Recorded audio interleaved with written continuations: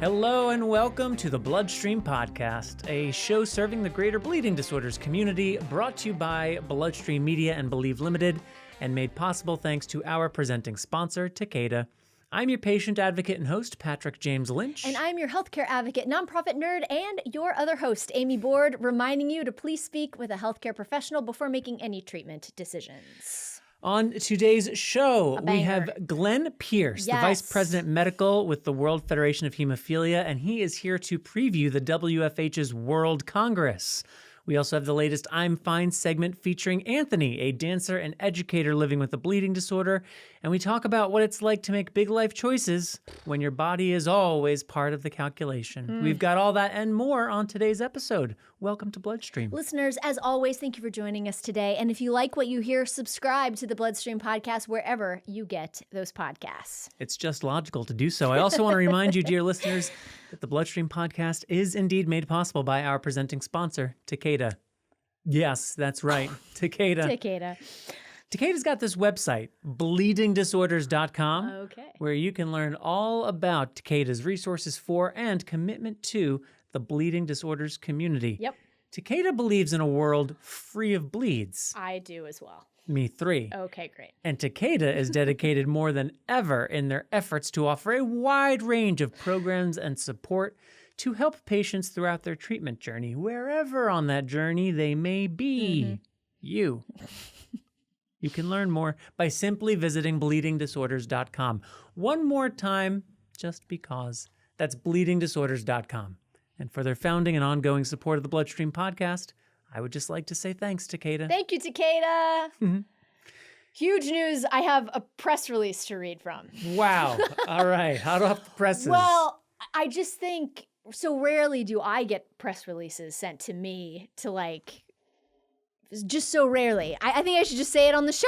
People should send me more press releases. I'll read them on the show. I think that's a great idea. They send them to you and you read them on the show. You sound eloquent, and sometimes you don't even say it's a press release. You're just like, this is some news. But I got a press release. From now on, anytime, permanent segment. All right, well, what's today's press release about? No, this is cool. Microhealth emailed me with this press release. Not to brag. But they're doing a pilot. They're doing a pilot of the Pulse pilot, which is period, understanding, and logging of symptoms for empowerment. Ooh, okay. I like that. Can you say that fast? Period, understanding, and logging of symptoms for empowerment. Oh, you can. Anyway, it's an expansion of the actual existing bleed log app that they have, Microhealth has, yes, and it will securely log menstrual cycles and related symptoms with active consent, which is great. It'll collect data in alignment with company data practice, and it'll de-identify and aggregate it, which is wonderful, to use to inform future app development and quality improvement. It's not a clinical research study. Okay. But it sounds cool. Anyway, I think it's the first app, correct me if I'm wrong, the first app within our community that actually logs menstrual cycles as well. As far as I'm aware. I know there's many apps that log menstrual cycles. But only one of them is sending us press releases, you specifically. You got that right. Microhealth sent me a press release. So I'm assuming people can learn more in the app itself or the Microhealth website? Yeah, it says scan the QR code or visit. We're going to give you a link. I'm going to give you a link in the show notes. I think that's a great idea. Folks, because that was in the press release. Okay. That was sent to me. You. We heard. we got that part loud and clear. All right. Well, Microhealth, way to go. Keep up the good work. Keep sending Amy press releases. They'll get read here on BloodStream. It's February. I feel alive. I feel powerful. I feel like ready to rock and roll. Speaking of rock and roll. Oh? A rock star within this community. Yeah? Mr. Glenn Pierce. If you're going to talk about a rock star in this community, Glenn Pierce comes top of mind. That's why I said it, Amy. Love him. And he's next on BloodStream. All right. Now, I want to call you a blood brother, but as I'm ready to say it, Glenn, I realize, do you qualify? What do we call you post-transplant, no longer hemophiliac types anyway? You can still call me a blood brother.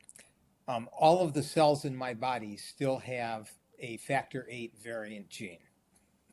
Perfect. All right, good. I'm more comfortable that way. Except my liver. Well, actually, except my liver.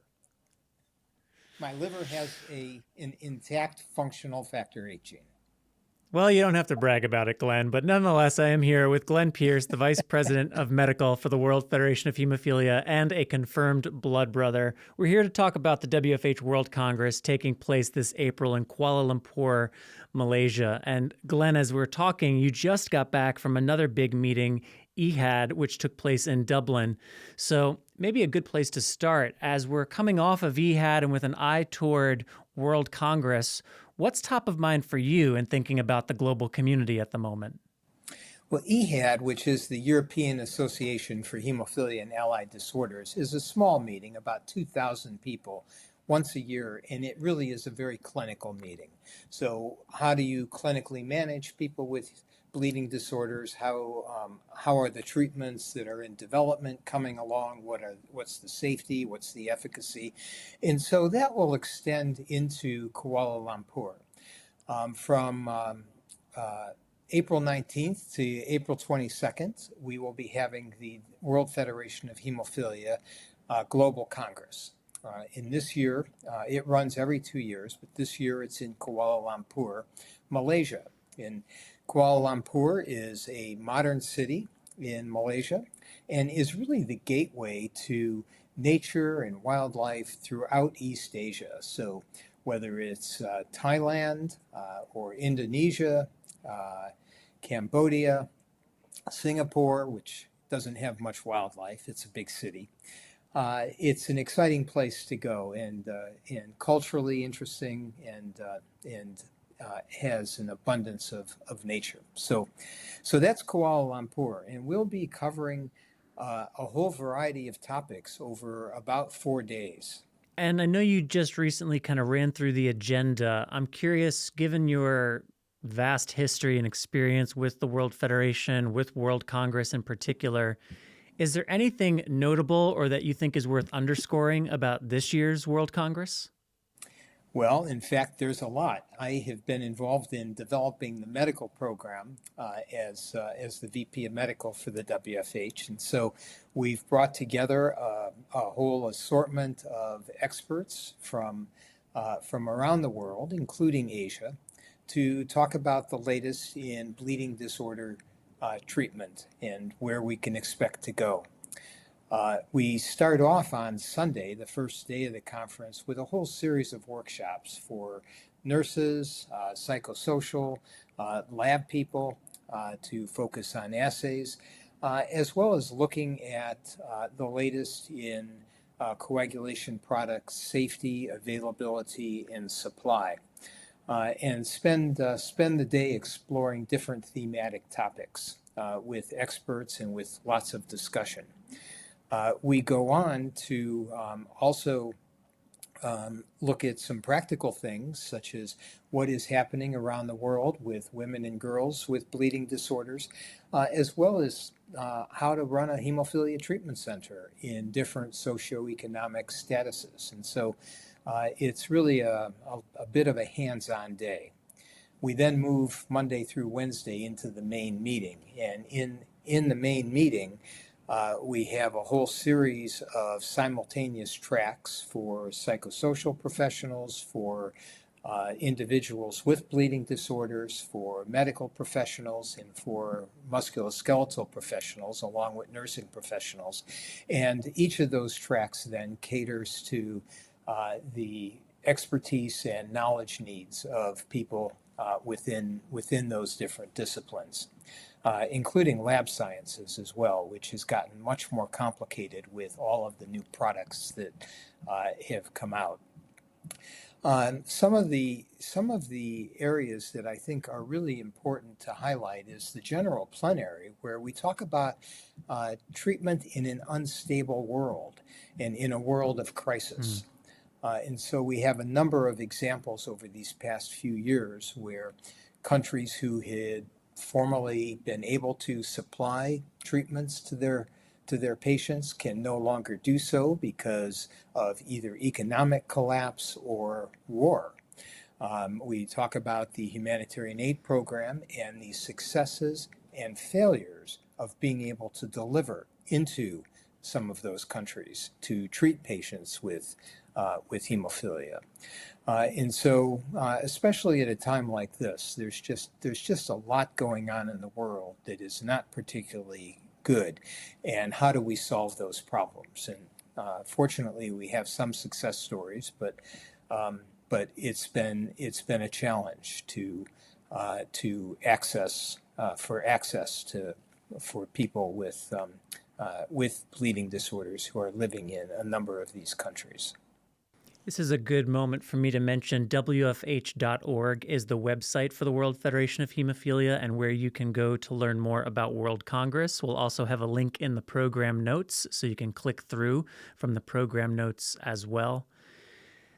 You know, Glenn, hearing you mention an unstable world, I'm reminded something I appreciate about you specifically at the World Congress is when you're given the opportunity to speak, you're candid, you're direct, you're clear. And I'm curious, I know we're still a couple of months away, and I'm sure what you're planning to say will evolve over that time. But to put you on the spot for a moment, any preview as to what your primary message will be to this mixed stakeholder audience at World Congress? My primary message hasn't changed much, although it continues to evolve, and that is the increasing health inequity we have in the world. So the pharmaceutical companies that develop the new products really cater to the 15% of the world where we're in, the high-income countries, North America, much of Europe, a little bit of Asia. And don't cater so much to the 85% of the world. And that's a gradation. So we have all different types of socioeconomic levels, and some countries are able to provide for prophylaxis, although they're not high-income countries, but they provide prophylaxis, for instance, with conventional products. Brazil is a good example of that. And then other countries simply don't have the wherewithal to purchase products for prophylaxis, so they're either dependent upon humanitarian aid or they are able to purchase some products for on-demand therapy. But we know that on-demand therapy simply delays the inevitable, which is complete joint destruction over a period of decades. And so as new products come out, that are really remarkable. They can get us down to bleeding rates of less than 1 per year based on the clinical trial data. Those are largely inaccessible to most of the world. And so how do we go about making them accessible? How do we make something like gene therapy? Gene therapy for hemophilia B looks like it is a durable, significant advance in the therapeutic armamentarium for hemophilia B patients. Wouldn't it be an amazing gift for people in lower income countries to be able to get hemophilia B gene therapy and be free of their hemophilia? Cedric Hermans and I have talked these last several years about the concept of a hemophilia-free mind, and we can achieve that, or I shouldn't say we can achieve it, we can come close to achieving that with some of these new therapies, and including some of the patients who have received gene therapy that are actually in normal levels of coagulation products. My liver transplant has allowed me to get to 100% factor VIII and essentially have a hemophilia-free mind. It's not completely true because I have all of the arthropathies from hemophilia, but it's the concept of being able to achieve that. And shouldn't we try to achieve that for more than 15% of the world? So that's my focus. That message resonates. And as you said, I've heard versions of it before, and I appreciate that it's a message you come back to time and again. Given the work that you've done historically and continue to do on the drug development side of our ecosystem, is there anything happening in the pipeline that you are particularly interested in at this moment for one reason or another? Oh, Patrick, there always is. And so I've been focusing these last couple of years more on gene editing. So gene editing is a form of gene therapy that allows for the permanent insertion of a factor VIII or factor IX gene into the cells in our body so that It should provide for a durable effect, and if we can get levels of the clotting factors sufficiently high into the therapeutic area, it should provide for good protection against bleeding. And so it represents the next step in gene therapy. There's two active trials ongoing now for Factor 9, and Factor 8 is planned to enter the clinic in about a year for gene editing. So I'm particularly excited about this technology because it can allow us to get into children, including very young children, which AAV gene therapy doesn't allow at this point for us to treat. And of course, if we can prevent any of the complications by getting into, by being able to treat young children, that would be a wonderful gift for the many decades that they have in their lives. There's also research going on, not in clinical trials at this point, except one's about to enter the clinic, for variants of the Factor VIII gene. So Factor VIII has been a problem for gene therapy. It's a very large molecule, and the cells that we put it into in the liver, the hepatocytes, they don't like to make it. And so they rebel against that in various ways. And that causes in some patients a loss of durability. It causes some liver damage in some patients that's transient, tends to go away, but really has some unknown consequence. And so what can we do to the Factor VIII gene to improve it? And there's any number of small changes that can be made in the amino acid sequence of the Factor VIII gene. And those changes can allow the cell to be able to make it more efficiently, to make higher amounts of it, and for it to be able to function for longer periods inside of the body.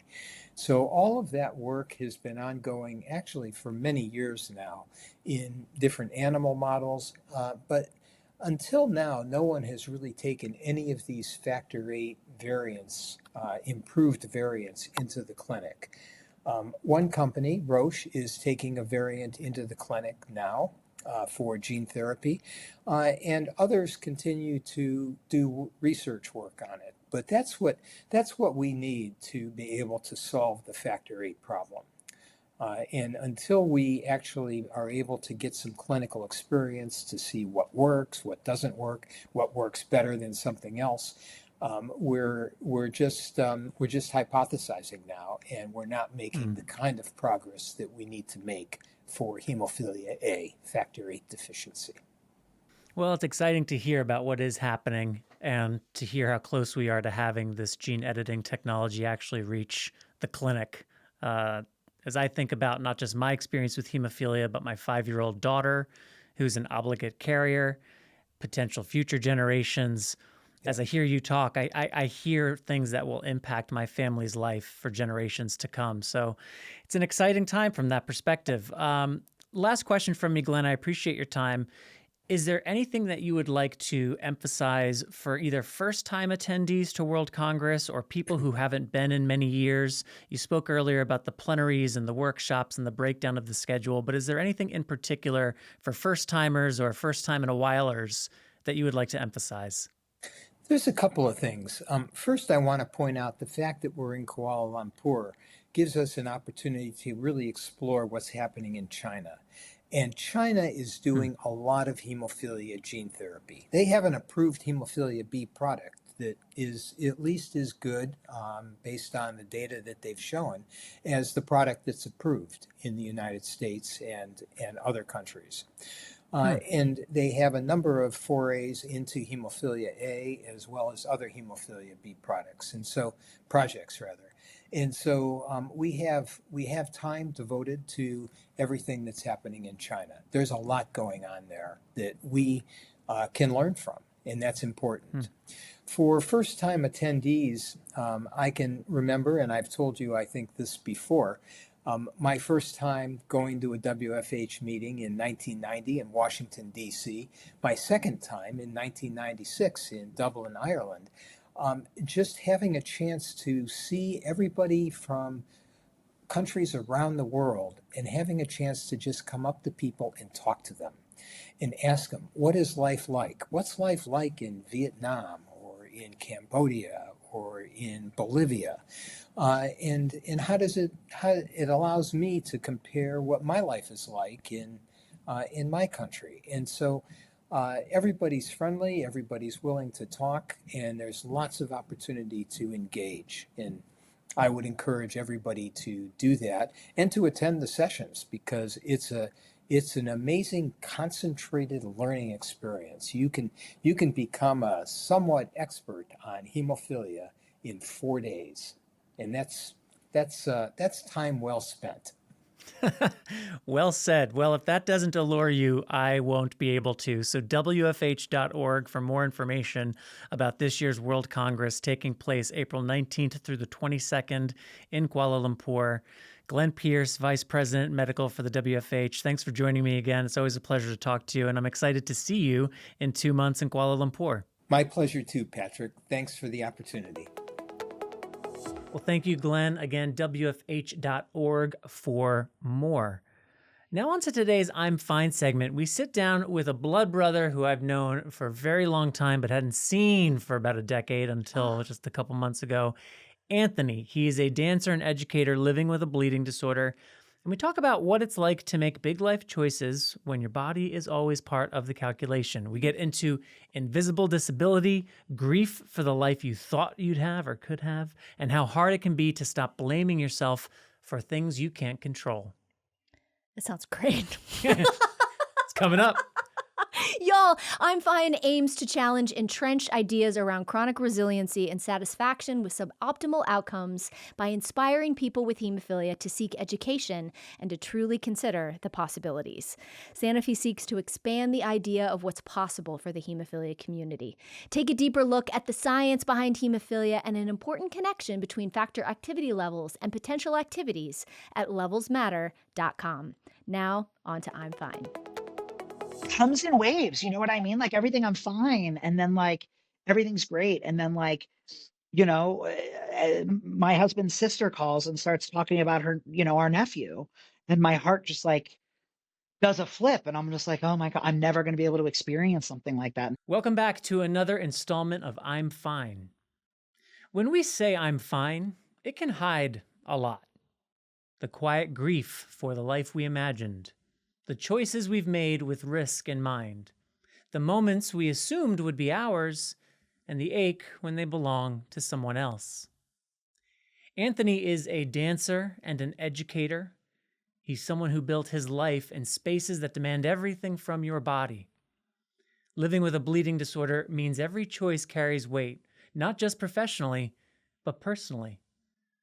Over time, those choices shape the story you tell yourself about who you are and who you might never get to be. The story that I tell myself that I imagined, but that I didn't get to live, is that I would have ended up working professionally on a regular basis under a production contract, and then became an educator at a top 20 musical theater school. I think we all carry a story like that, a future that made sense at one time or another, a path that almost felt inevitable until it wasn't. I have a tendency to wonder where my career would have taken me if I didn't make the decision to leave performing when I did to move into education, because I was so concerned that what happens if I get that big injury and I can't continue? If I book a show or I do this and then I have to let other people down and then the swing's going in all the time or something like that. Sometimes the grief we experience isn't about what was taken from us, but it's about what we chose and what that choice cost. We're talking about making a choice, right? We are choosing to have a child, and I am choosing, knowing that I have a chronic bleeding disorder and what the repercussions of that are, choosing to take a child into our lives, knowing what the repercussions of that could be in the near future. And I think I've always just kind of held back on it because of that. That's not fair. It's not fair to that child, right? To put them in a situation when there's another family who may want to take care of them who doesn't have the same calculated risk that we have. And so I definitely think with my bleeding disorder, there is an inherent level of guilt there for that future and that sense of loss for a future that I might have had. Guilt doesn't always come from doing something wrong. Sometimes it comes from trying to do something that's fundamentally right. It's one of those things where I feel like I had to make a decision in my life of not necessarily do I want to take the easy road or the hard road, because I think whenever you're in the performing arts, it's always the hard road, if that makes sense. Um, it's never easy. But I had to make the decision about whether I wanted to take the safe road or not. For a long time, pushing through felt like the only option until the body started keeping score. I remember when I was on tour, a set piece had not been set correctly. When I ran out and went to jump onto this giant trunk in the middle of the stage, it wasn't in the right spot, and I cracked my knee on the corner of this trunk. And I could feel my knee swelling while on stage. And I don't leave the stage for the first 30 minutes of the production. And I could feel my knee just swelling underneath my pants. And I was like, this is going to be bad. I wasn't traveling with medication at that point because I was worried it would expire because I'm traveling and this and trying to keep it refrigerated. So it's one of those things where we just talked about, like, we'll go to the emergency room. Like, if I need to, then I'll just go to the emergency room if I need to infuse, because I was an on-demand. And ultimately, that's what I had to do. And then they had to overnight me factor to my next city so that it was there at the hotel when I got there.